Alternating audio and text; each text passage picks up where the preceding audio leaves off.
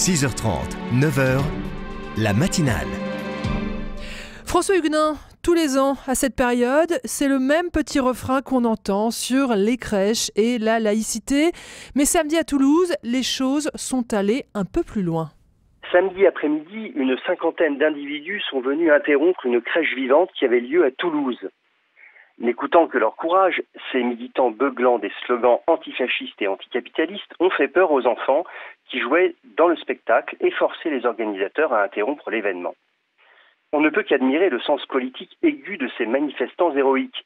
En effet, outre des enfants vraisemblablement esclavagisés par leurs parents, un âne et un bœuf avaient été forcés de participer à cette dangereuse manifestation, en dépit de tous les droits reconnus aux animaux. Grâce à leur intervention vigoureuse, Toulouse était enfin délivrée d'un péril épouvantable, une crèche.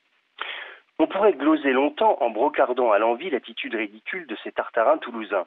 Mais cette pantalonnade me fait venir une ou deux réflexions un peu plus graves. Tout d'abord, celle de l'intolérance la plus sectaire.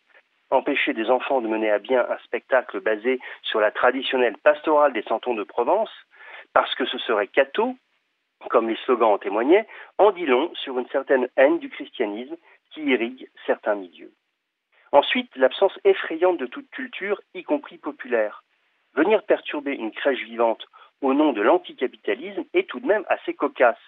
L'enfant Jésus couché sur la paille dans une mangeoire, dont les parents n'ont pas trouvé de logement et qui est accueilli par de pauvres bergers, n'est pas exactement la caricature du capitalisme le plus débridé.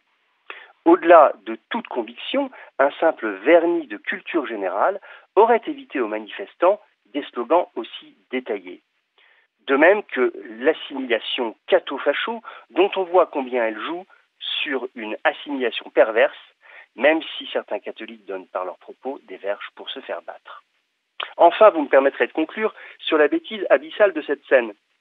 Cette saillie contre le spectacle bon enfant d'une crèche vivante, par des bretteurs d'opérette croyant sérieusement lutter contre l'infâme, témoigne surtout de l'incroyable stupidité de certaines postures idéologiques.